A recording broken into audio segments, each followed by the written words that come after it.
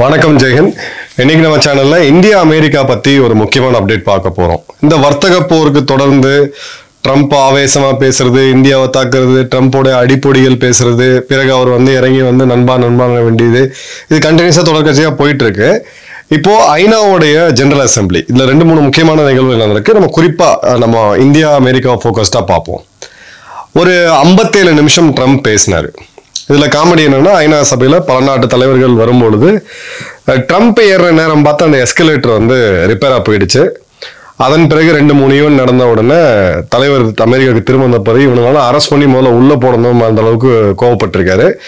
இந்த 57 நிமிஷம் பேசினதுல மிக முக்கியமா அந்த வார்த்தைகள் மட்டும் பார்ப்போம். இந்தியா சம்பந்தப்பட்டது. India and China being the primary funders of the ongoing war by continuing to purchase Russian oil. So இதுக்கு முன்னாடி இந்தியாவை குறி வச்சு தாக்கிட்டு இருந்த ட்ரம்ப் இப்போ என்ன சொல்றாருன்னு பாத்தீங்கன்னா, இந்தியா சைனா இது தொடக்கதே வந்துகிட்டு இருக்கு. இந்தியாவும் சைனாவும் ரஷ்யா கிட்ட இருந்து ஆயில் வாங்குறதுனாலதான் உக்ரைன்ல இந்த போர் நிறுத்தம் அப்படின்றது நடக்கல. நான் இந்த சமீப காலங்கள்ல 7 போரை நிறுத்திட்டேன், இந்தியா பாகிஸ்தான் உட்பட. இந்த நான் நோபல் பரிசுக்காக நான் பண்ணல. நான் ஒரு தன்னலமற்ற ஒரு ஆளு. உலகத்துல இந்த மாதிரியான போர்கள்ல லட்சக்கணக்கான மக்கள் கொல்லப்படுறாங்க. அந்த உயிர்களை காப்பாத்துறதுக்கு தான் நான் இந்த போர்களை நிறுத்தினேன் அப்படின்னு சொல்லி ஒரு பேசியிருக்காரு. அதன் பிறகு இவர் பேசும்போது என்ன பாத்தீங்க அப்படின்னா, India doesn't need to buy Russian oil, India buys Russian oil because it's cheaper. இது இவங்களுடைய இன்னொரு ஸ்டேட்மெண்ட். ரைட் அவர்கள் பேசினது. இப்போ இந்தியா ஒரு சமிக்கையை கொடுத்திருக்கிறாங்க. சோ ஐநா சபையில ட்ரம்ப் பேசினதை பார்த்தோம். இந்தியாவை தனிமைப்படுத்தி தாக்கிட்டு இருந்த ட்ரம்ப் இப்போ இந்தியா மற்றும் சைனா அப்படின்னு சொல்லி 2 நாடுகளை ஒரே பிராக்கெட்ல கொண்டு வராங்க. ஏன்னா 2 நாடுகளும் கணக்குப்படி பார்த்தோம்னா 40% சைனா, 37% இந்தியா, கிட்டத்தட்ட 77-80% ரஷ்யா கச்சா எண்ணெயை வாங்குறது இந்த 2 நாடுகள் தான்.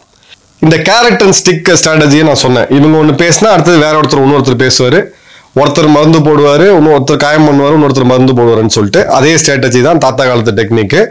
அமெரிக்காவுடைய எனர்ஜி செக்ரட்டரி கிறிஸ் ரைட் அவர் என்ன சொல்றாரு அப்படின்னு பாத்தீங்கன்னா, இந்தியா ஒரு அருமையான கூட்டாளி எங்களுக்கு. நாங்க ரஷ்யன் ஆயில், ரஷ்யாட்ட இருந்து ஆயில் வாங்குறத டோட்டலா நிறுத்த சொல்லல. இப்ப அவர் என்ன சொல்றாருன்னு பாத்தீங்கன்னா, நியூ டெல்லி இப்ப ஆயில் வாங்குறத நாங்க இதுன்னு சொல்லல.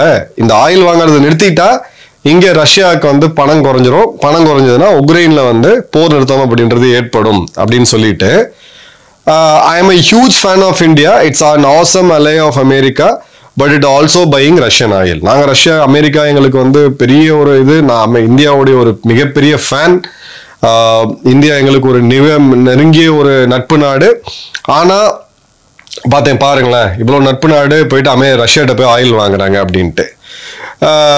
அதுக்கப்புறம் பாத்தீங்கன்னா, இந்தியா ரஷ்யாட்ட போய் ஆயில் வாங்கணும்னு அவசியமே கிடையாது, அங்க சீப்பா கிடைக்கிறதுனாலதான் வாங்குறாங்க அப்படின்னு சொல்லி இவர் ஒரு இது சொல்லிருக்காரு. இதே சமயம் பேரலல் சிக்னல் நமக்கு சைட்ல இருந்து பாத்தீங்கன்னா, நம்மளுடைய காமர்ஸ் மினிஸ்டர் பியூஷ் கோயல் அவர்கள் ஒரு இதுல பேசும்போது இன்க்ரீஸ் அவர் ட்ரேட் அப்படின்றத ஒரு முக்கியமான விஷயமா பேசியிருக்காரு. அவர் என்ன சொல்றாருன்னா, being close friends, natural partners are energy security goals will have a very high element of US involvement. என்ன மேட்டர் அப்படின்னா, ரஷ்யாட்ட எண்ணெயே வாங்கக்கூடாது, வாங்கினா உன்னை காலி பண்ணிடுவேன் அப்படின்னு பேசிட்டு இருக்கக்கூடியது. இப்போ அவங்க கொஞ்சம் கொஞ்சமா படிப்படியா அந்த பேச்சுவார்த்தையில உடன்படிக்கை ஏற்பட இப்ப என்ன சொல்றாங்கன்னா, நீ ரஷ்யா கிட்ட இருந்து வாங்குறது ஓகே, எனக்கு பிடிக்கல, ஆனா எங்க கிட்டே நீ வாங்கு அப்படின்னு சொல்லிட்டு. சோ காமர்ஸ் மினிஸ்டர் என்ன சொல்றாருன்னா, ரஷ்யா கிட்ட தான் மட்டும் வாங்குவோம்னு நாங்க ஒன்னும் அடம் பிடிக்கல, நாங்க ஃபியூச்சர்ல அமெரிக்காட்ட இருந்தும் வாங்குவோம் அப்படின்னு சொல்றாரு. இப்போ இவரு சொல்லும் பொழுது பியூஷ் கோயல் அவர்கள் நேரடியாவே சொல்றாரு. ஒயிட் அவர்கள் கொடுத்த அந்த ஸ்டேட்மெண்ட்டுக்கு பேரலா அதே நாள் இந்த பதிலுமே வருது. Increase our trade with US on energy products இந்த இயர் டு கம். வரக்கூடிய வருடங்கள்ல அமெரிக்காவுடைய இந்த எனர்ஜி பார்ட்னர்ஷிப், அதாவது ஆயில் மற்றும் நேச்சுரல் கேஸ் வாங்கக்கூடியதை இந்தியா அதிகப்படுத்தும் அப்படின்றது. இப்போ ஜான் ரைட் யார்கிட்ட டிஸ்கஸ் பண்ணிக்கிட்டு இருக்காருன்னா, நம்மளுடைய வெளியுறவுத்துறை அமைச்சர் அங்க போயிருக்காரு, ஜெய்சங்கர் அவர் போயிருக்காரு. அந்த இடத்துல யூஎனோட ஜெனரல் அசம்பிளி நடந்துட்டு இருக்கு. போங்க ஒரு எனர்ஜி கோஆபரேஷன் அப்படின்றது பிரைட்டர் ஃபியூச்சரை நோக்கி போகும்னு சொல்லிட்டு. ஸோ கிட்டத்தட்ட இந்த பிரச்சனை முடிவுக்கு வருதுன்றதை நம்ம அனுமானிக்கலாம். பட் ஏன்னா ட்ரம்ப் எப்ப என்ன பேசுவாருன்றது தெரியாது. இந்தியா வந்து வரக்கூடிய காலங்களில் அமெரிக்காட்டிருந்து இயற்கை எரிவாயு, நிலக்கரி, நியூக்ளியர் எனர்ஜி, அதே மாதிரி கிளீனர் குக்கிங் ஃபியூவல்ஸ் அப்படின்லாம் வந்து நம்ம கொண்டு வருவோம் அப்படின்றத சொல்லியிருக்காங்க. அமெரிக்கா வந்து என்ன சொல்றாங்கன்னா, John right, India liquid petroleum gas எல்பிஜியில் ஒரு மிகப்பெரிய ஸ்டார் அப்படின்னு. ஏன்னா உலகத்திலே அதிகமாக எல்பிஜி கன்சியூம் பண்ற நாடுகளில் நம்மளுமே ஒன்று. இப்போ இது எங்கே வந்து நிற்குதுன்னா, ரஷ்யா கிட்ட இருந்து ஆயில் வாங்கக்கூடாது, நாங்கள் வாங்கி தான் ஆவோம் அப்படின்றது வந்து கம்மியாகி, சரி நீங்கள் ரஷ்யாட்ட வாங்குறது எங்களுக்கு பிடிக்கல, பட் உங்களோட இது எங்களுக்கு புரியுது, நீங்கள் சீப்பாக இருக்கிறதுனால தான் வாங்குறீங்க, எங்ககிட்டயும் வாங்குங்க அப்படின்னு அவங்க சொல்லி, இல்லை வரக்கூடிய காலங்களில் நம்ம இந்தியா, சைனா, அமெரிக்காவை வந்து நம்ம ஒரு எனர்ஜி பார்ட்னராக நாங்கள் பார்க்குறோம். ஸோ இது ஒரு நெகோசியேஷனுக்கு அடுத்தடுத்த கட்டத்தை நோக்கி போகிறது நமக்கு வந்து கிளியராகவே தெரியுது. பட் எனர்ஜி பார்ட்னர்ஷிப் அப்படின்ற போது இதில் ஒரு முக்கியமான விஷயம் என்னன்னா, எனர்ஜி பார்ட்னர்ஷிப்ல குறிப்பாக டிஃபென்ஸ் மற்றும் பாதுகாப்புத்துறை மற்றும் எனர்ஜி பார்ட்னர்ஷிப்ல நீங்க லாங் டேர்மா தான் யோசிக்க முடியும்.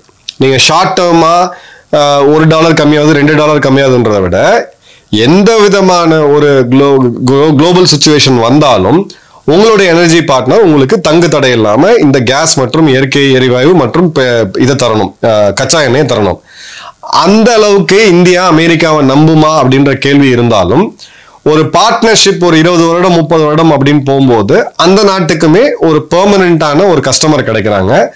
அந்த கஸ்டமரை பேஸ் பண்ணி அவங்க எண்ணெய் எடுக்கிறத அதிகப்படுத்தலாம். ஒரு ஸ்டாண்டர்டான ஒரு செக்யூரிட்டி வந்து அவங்களுக்கு வந்து கிடைச்சிருது. இவங்க சொல்லக்கூடிய விஷயத்த பாருங்க.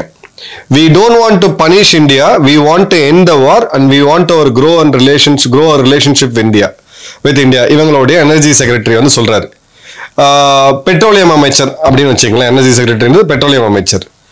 நாங்க இந்தியாவை வந்து தண்டிக்கணும்னு விரும்பல, நாங்க வந்து போரை முடிக்கணும்னு பாக்குறோம். அதே மாதிரி இந்தியாவோட எங்களுடைய ரிலேஷன்ஷிப்பை வளர்த்துக்கணும்னு பாக்குறோம் அப்படின்னு சொல்லியிருக்காங்க.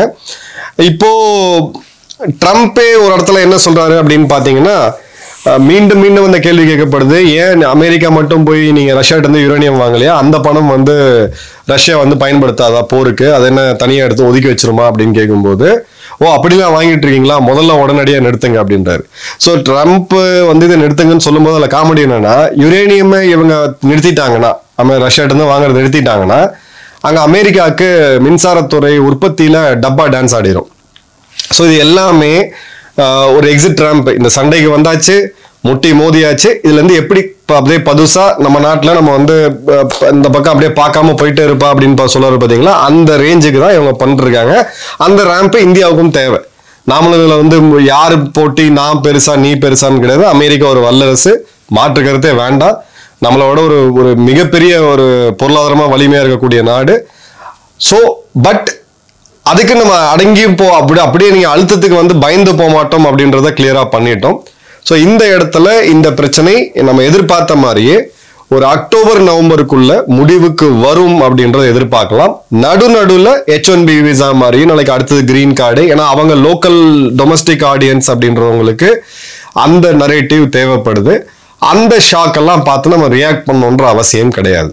ஸோ அடுத்தது கிரீன் கார்டு மேல கை வைக்கிறதுக்கான வாய்ப்புகள் இருக்கு. இல்லை இந்தியர்கள் மேல வெறுப்பு பிரச்சாரம் அதிகமாகலாம், இல்லை H1B விசால இருக்கவங்களை வந்து கிண்டல் பண்ணலாம், கேலி பண்ணலாம், ஏலம் பண்ணலாம். இதெல்லாம் வந்து பாத்தீங்க அப்படின்னா அவங்களோட டொமஸ்டிக் ஆடியன்ஸுக்கு தானே தவிர நம்ம அதை பத்தி ரொம்ப அலட்டிக்கணும் அப்படின்ற அவசியம் இல்லை. இப்ப இதே ஐநா பாதுகாப்பு கவுன்சில்ல இன்னொரு முக்கியமான நிகழ்வு நடக்குது.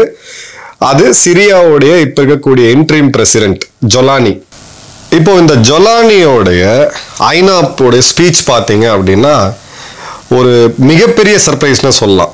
உலகத்தில் என்னென்ன நிகழ்வுகளாக நடக்குதுன்னு சொல்லி, ஒரு காலத்தில் $10 மில்லியன் தலைக்கு சன்மானம் வைக்கப்பட்ட ஒரு தேடப்படக்கூடிய பயங்கரவாதி இன்னைக்கு ஐநால ஒரு கோட் ஷூட் போட்டு வந்து பேசும்போது அந்த பேச்சை நம்ம உன்னிப்பாக கவனிக்கணுமே நான் பார்த்தேன். ஒரு தேர்ந்த டிப்ளமேட், ஒரு தேர்ந்த அரசியல்வாதி எப்படி பேசுவாரோ அதை தான் அவங்க பேசியிருக்கிறாங்க. ஒரு நாட்டோடைய அதிபர். பழசெல்லாம் நம்ம பார்த்தாம இருந்தாலும் சில முக்கியமான இதை நம்ம பார்க்கணும். ஃபர்ஸ்ட், மத ரீதியான ஒரு வார்த்தையை கூட அங்கே பேசவே இல்லை. இவங்கெல்லாம் எந்த அளவுக்கு எக்ஸ்ட்ரீம், ஒரு ஜனநாயகம் இருக்கக்கூடாது, அரப் ஸ்பிரிங் எல்லாம் இருக்கக்கூடாது, எல்லாமே வந்து ஒரு கேலிபேட்டா தான் இருக்கணும் அப்படின்னு ஒரு இஸ்லாமிய சாம்ராஜ்யத்தை உருவாக்கணும்னு பேசிட்டு இருக்கக்கூடியவர் இப்போ ஐநா சபையில் பார்த்தீங்கன்னா அந்த ரிலீஜியஸ் ரெஃபரன்ஸ் எதுவுமே கிடையாது. சிறிய நாட்டுடைய முன்னேற்றம், அடுத்த துவக்கம், புது துவக்கம் அப்படின்றத பேசுறாரு. ரெண்டாவது, ஐரோப்பிய நாடுகளுடைய தலைவர்கள், மேக்ரோனா இருக்கட்டும், இல்லை இவராக இருக்கட்டும், யூகேவோட பிரதமராக இருக்கட்டும், ட்ரம்ப் கூட எல்லாரு கூடயும் ஒரு நல்ல ரிலேஷன், ரொம்ப பேசி சகஜமாக அந்த ஃபோட்டோ ஆப்ஸில் தன்னைத்தானே ஒரு அங்கீகரிக்கிறதுக்கான உலக நாடுகளுக்கு மத்தியில் அந்த பழைய கரைகள்லாம் தொடச்சு நான் ஒரு புது மனிதன் காமிக்கிறதுக்கான ஒரு இதை வந்து கிளியராக பண்ணுறாரு. மூணாவது, இஸ்ரேல் கூட நாங்கள் அமைதி பேச்சுவார்த்தை அமைதியாக இணக்கமாக போக விரும்புகிறோம், ஆனால் ஆபிரகாமிக் அக்கார்டை விட கொஞ்சம் கம்மியாக இருக்கும் அப்படின்ற போது முழுசும் நாங்கள் போய் பண்ண மாட்டோம். ஏன்னா அந்த அளவுக்கு வெறுப்பு சிரியா மக்களுக்கு இஸ்ரேல் மேலே இருக்குது. ஸோ அது அவருடைய பதவிக்கு ஆபத்தாக முடிஞ்சிடும். ஸோ ரொம்ப கேலிபரேட்டடாக இஸ்ரேல் கூட ஒரு பேசுகிற அளவுக்கு பேசி சுமூகமான உறவு ஏற்படும் சொல்லிட்டு, அதே சமயம் அந்த கோலன் ஹைட்ஸ் பகுதிகளையும் நான் விட்டு கொடுக்கறதுக்கு தயார், ஆனால் அதுக்கு பதிலாக அப்படின்ற அந்த ஒரு இக்கியம் வச்சுட்டு போயிருக்காப்புல, கமா வச்சுட்டு போயிருக்காப்புல. ஸோ ரொம்ப கிளியராக தன்னோட நாட்டு மக்களோட எதிர்ப்பை சம்பாரிச்சு அதை மீண்டும் அந்த நாடு பழைய மடிக்கு போகாத அளவுக்கும், அதே சமயம் இஸ்ரேலுக்கு அவங்களோட ஈகோவை சாட்டிஸ்ஃபை பண்ற அளவுக்கு ஒரு டெரிட்டரியை விட்டு கொடுத்து ஒரு ஒரு சமயோசிதமாக ரொம்ப ஒரு சாணக்கியத்தனமான ஒரு நிகழ்வாக தான் நான் பார்க்குறேன். நிஜமாவே அப்ரிஷியேட் பண்ணணும். அந்த அளவுக்கு ஒரு அரசியல் முதிர்ச்சி இந்த பேக்ரவுண்ட்லேருந்து வரவங்களுக்கு இருக்கா அப்படின்றது ஆச்சரியமா இருக்கு. இல்லை மேபி சில தலைவர்கள் வந்து சொல்லியிருக்கலாம். இப்போ இஸ்ரேலுக்கு என்ன தேவை? சுற்றி இருக்கக்கூடிய நாடுகள், ஜோர்டான் அமைதியாக இருக்கு, ஈஜிப்ட் ஓரளவுக்கு அமைதியாக இருக்கு. அவங்களுக்கு இருக்கக்கூடிய தலைவலி அப்படின்னு பார்த்தீங்கன்னா ஒரு பக்கம் ஹமாஸ், இன்னொரு பக்கம் லெபனானில் இருக்கக்கூடிய ஹிஸ்புல்லாக்கள், மூணாவது சிரியா. ஏன்னா சிரியா தான் பேஸு. ஸோ சிரியா ஓரளவுக்கு சீராயிடுச்சு. இப்போ இவங்களுடைய முன்னாள் அல்கொய்தாவாக இருந்தால் கூட இவரோட தலைமையில் சேஃபாக இருக்கு, ஓரளவுக்கு எல்லாம் கன்சல்டேட்டாக இருக்குன்னா இஸ்ரேலுக்கு அதை தாண்டி பிரச்சனை இல்லை. ஏன்னா இது ஒரு ஃபெயில்டு ஸ்டேட். எப்போ வேணா மீண்டும் இதை உலகத்தோடைய ஆயுதங்களை சோதிக்கக்கூடிய மைதானமாக இந்த நாடுகளால் மாற்ற முடியும். ஸோ ஒரு முதிர்ச்சியான ஒரு எக்ஸிட்டோட நம்ம இங்கே வரதை பார்க்குறோம். ஐநா பாதுகாப்பு கவுன்சிலில் ட்ரம்ப் பேசின எல்லாமே ஃபேக்ட் செக் பண்ணி சிரின்னு சிரிச்சிருக்கிறாங்க. ஒரு முன்னாள் அல்கொய்தாவுடைய ஒரு பயங்கரவாதியாக இருக்கக்கூடிய ஆள் ஒரு நாட்டோடைய தேர்ந்த ஒரு ஸ்டேட்ஸ்மேன் போல பேசினது இந்த உலகத்தை விந்தையாக தான் பார்க்க வைக்குது. உங்கள் கமெண்ட்ஸ் அந்த மாதிரி கமெண்ட் பாக்ஸில் போடுங்க. நன்றி, வணக்கம், ஜெயஹிந்த்.